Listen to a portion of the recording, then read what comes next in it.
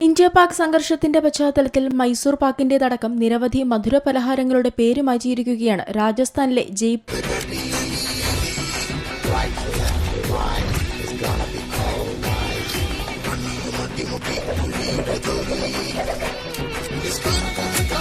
ൂരിലെ ഒരു ബേക്കറി. പേരിനൊപ്പം പാക് എന്ന് വരുന്ന പലഹാരങ്ങളുടെ പേരിലാണ് മാറ്റം വരുത്തിയിരിക്കുന്നത്. പാക് എന്ന വാക്കിന് പകരം ശ്രീ എന്നാണ് ഇപ്പോൾ ചേർത്തിരിക്കുന്നത്.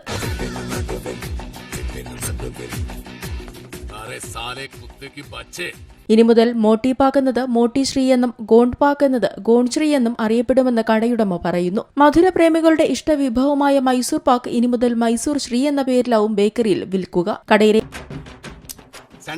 പേരെന്താ പറഞ്ഞേ? മാഫിയ ശശി. മാഫിയ എന്നുള്ളതിന്റെ അച്ഛന്റെ പേരാണോ? ശശി. അത് മതി, കൂടുതൽ ഡെക്കറേഷൻ ഒന്നും വേണ്ട.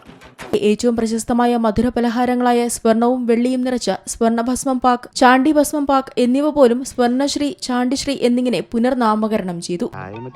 ഇതുവരെ എന്റെ പേര് രാജപ്പൻ തെങ്ങുമൂട് എന്നായിരുന്നു. ഇന്നത് കിഴങ്ങൻ രാജപ്പൻ എന്നായി.